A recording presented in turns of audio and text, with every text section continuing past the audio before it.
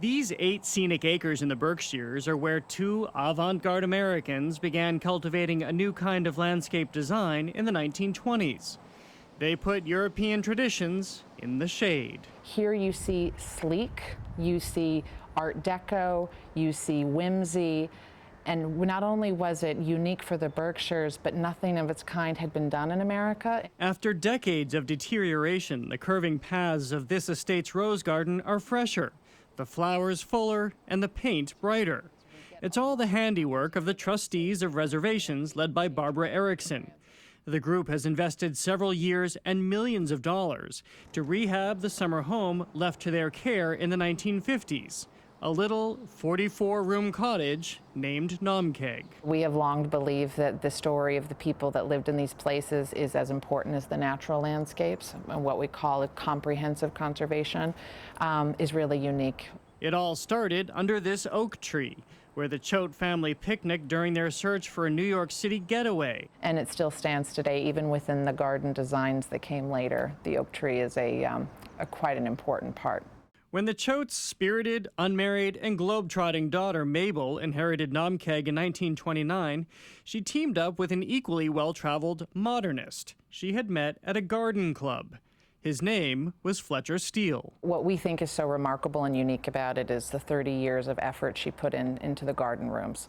When she received the house from her parents, it already had very European-style gardens, but her own artistic interests combined with landscape architect Fletcher Steele really become a landmark that Naumkeag now can celebrate. Mabel and Steele's first collaboration was the afternoon garden.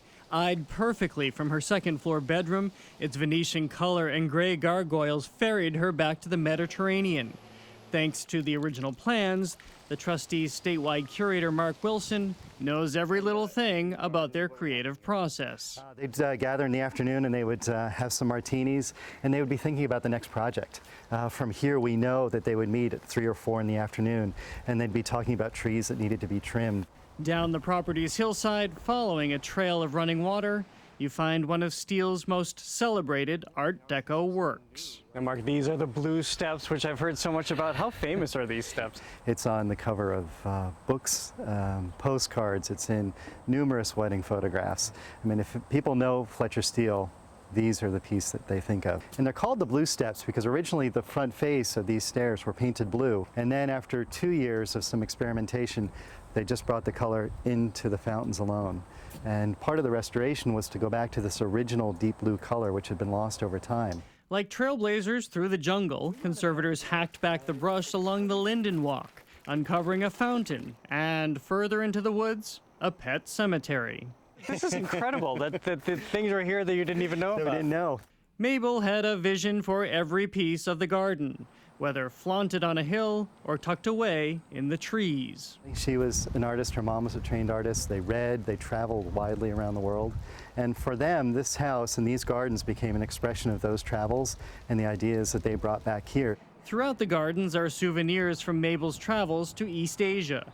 The serene Korean sculptures on the top lawn, the Chinese pagoda on the south. The Chinese temple garden, which held her art collection, wrapped up Mabel's 30-year project. It's the last and thorniest part to rebuild. The entire interior of the garden was dismantled. All the stones, the water runnels, all the pathways were numbered and removed. So we're putting solid foundations underneath so that as we put the stonework back, it will stay in place for all time.